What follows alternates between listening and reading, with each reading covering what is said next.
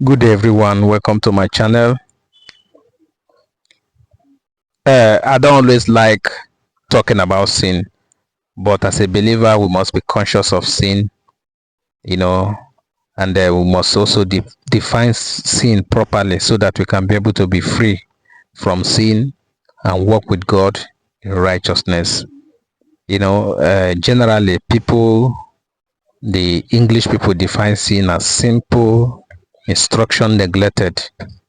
That is the sin of sin in the terms of English. Simple instruction neglected, and a cited example of a first earthly parent who neglect the instruction God gave to them not to eat, from the tree of good and evil. And then the Bible also said in 1 John chapter 5 verse 17 that all unrighteousness is a sin. And then in the second phase he said there's a sin unto death. But the Holy Spirit also defines sin as something. Sin basically is something against your brother. That is the only way you can define sin, so that you can be able to be free from the guilt of sin. So for you to be a police of yourself, you must properly define sin as something against your brother. So you must always put yourself in the track where you will do your best not to do anything against your brother. In as much as you have not done anything against your brother, you shouldn't come under the guilty of sin. That is how sin can be used in a connective noun, so we can be able to apply it to our day-to-day life to be free.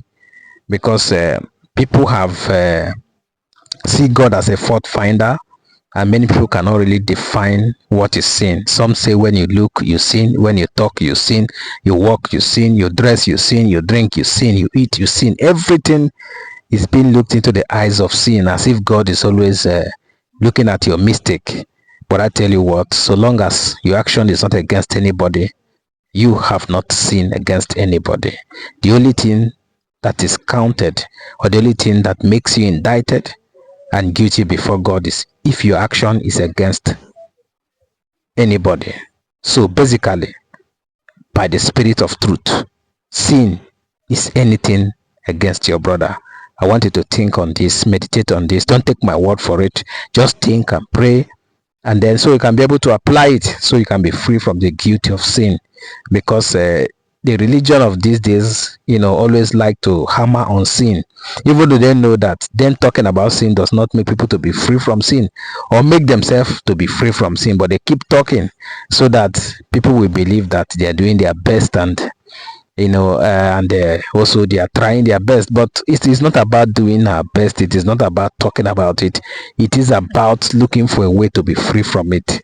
And over the years, when I discover this definition that the Holy Spirit gave to me, it have been easy for me to walk in the track of life without feeling the guilty of sin.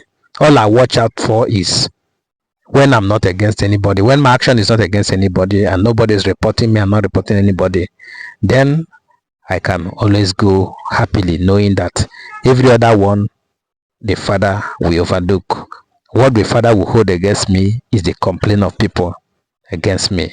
And if there's any way that my action have been against people, I don't hesitate but to go for apology and to make things right. I want you to apply this wisdom to be free from sin. God bless you.